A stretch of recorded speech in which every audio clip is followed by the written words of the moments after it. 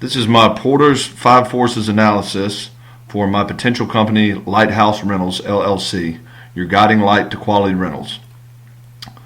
Talking about Porter's 5 Forces, threat of entry for the initial capital for getting a $106,000 property, which would be a sample for a student rental for 3.5% Federal Housing Administration loan down payment for $106,000 property would be $3,710. There would be very little retaliation from existing companies in the real estate market whenever you would enter the rental market by buying a property and starting to rent it out. No patents or trademarks involved in buying, selling, or renting a home that is owned. Brand names or patented technologies used by larger companies could be the only factor that would particularly have to do with some sort of website technology or some sort of online rental technology that would be new and on the cutting edge, that would be a trademark or a patent issue. There's a decent measure of government regulation involved in buying, selling, or renting a home. Switching costs to new industry for the company could prove to be costly if forced to sell properties owned at a lower market value than the initial purchase value.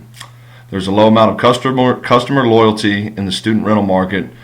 Sometimes this changes yearly and sometimes monthly, depending on what students have going on. They're very unpredictable with their rent sometimes, and their loyalty to a certain landlord. The product is somewhat identical to other offerings. However, each rental property is unique and will provide advantages and disadvantages when compared side by side to other offerings on the market.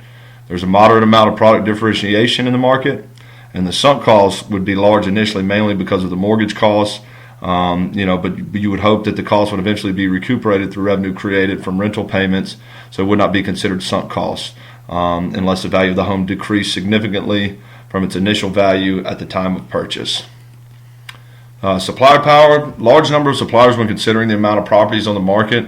Finding the right fit for a rental property could prove to be cumbersome if properties available did not meet certain price, location, and feature needs for a student rental property. Physical materials from a supplier would not be an issue unless companies were to undertake a new construction of a property with the intention to rent to students. Cost of switching to alternative materials could be costly if alternative materials were considered to be the selling of an asset in an attempt to acquire a new property as an asset. So alternative change in materials would be the physical home, and changing from one home to the next. Obviously, you would have to put one on the market, sell it, and then purchase another home. That could prove to be costly depending on what the numbers were there. Buyer power. When considering the number of buyers or potential tenants for student rentals around a college campus, it is safe to say that there's a large customer base with a need for a rental property. There's a high demand. Size of buyers would be relatively small depending on the size of the property and the number of rooms available for rent. Probably would cap out at a maximum of 5 to 6 people for your typical student rental. Buyers would have little cost of switching suppliers as long as they did it within the contractual stipulations of their lease agreement. If a tenant were to break their lease, costs would increase enough to make it relatively difficult to switch to a different rental offering. There's a large amount of substitute offered to potential buyers or tenants when considering the amount of rental properties available to students around a college campus. Prices are not overly sensitive to fluctuations in the market in the short term. Rental rates have steadily increased with inflation, but can be influenced by the prosperity or downturn of the area in which a property is located. Threat of substitutes. In the market for student rental properties, there would be a large number of substitutes available depending on the specific offerings of properties owned by the company.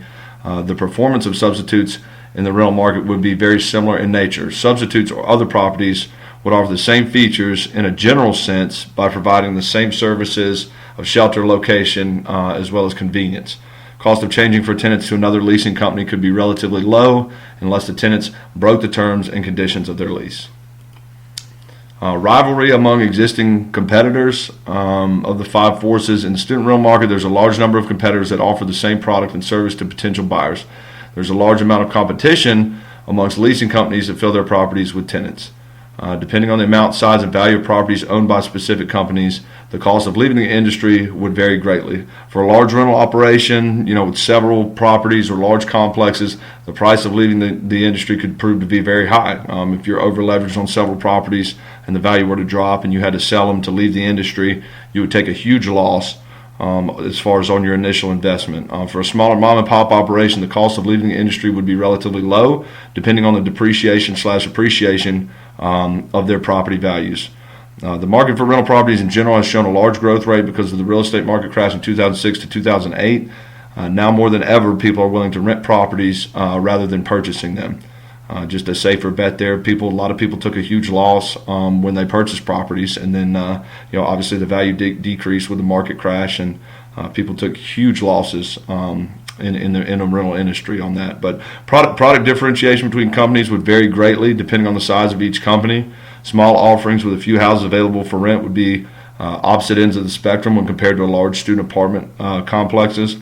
The size of competitors would depend on the location and how many large student rental complexes existed in the area. And customer loyalty would be relatively low, as students tend to move each year to a different location with new roommates, etc., change universities, transfer, all those things that can go on in the life of an undergrad student. Advertising expense for student rentals would be relatively low. Utilizing Craigslist and other free online offerings would be sufficient to get your property offerings in front of potential consumers.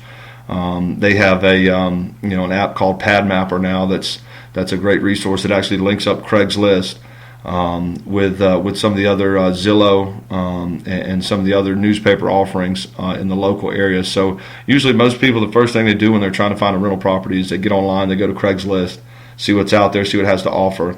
So as far as initial advertising for just a few homes, there would not be a huge need there. It would be relatively low. Conclusions. It's plain to see there's a large amount of competitive rivalry in the market for student rental property management companies. This is largely influenced by the low overhead costs for companies to enter the industry. Large companies and smaller personal entities can easily purchase properties near college campus at a relatively low startup cost when compared to other industries. This low barrier for the threat of new entrants or entries creates a constantly increasing threat of substitutes offered to buyers. Buyer power is moderate in the student rental market. Students are typically limited in their selection of rental property based on financial capability, location, and very little financial backing. Suppliers, home sellers in the rental market have little power when determining the factors for competitive rivalry. Product differentiation for rental properties is based on the unique features offered by each property. Generally speaking, there is little differentiation between properties that are offered to students on a basic level. Large complexes could create an advantage over a mom-and-pop operation with added features of swimming pools, health clubs, business centers, and other various features. But when considering all the factors of competition, it would be essential for the company to place a high priority on purchasing properties that would hold their value and be able to create instant revenue from rent collection. Be located centrally to campus and will provide comparable or superior features to other offerings in the area. So that's my Porter's 5 Forces analysis for my potential company, Lighthouse Rentals.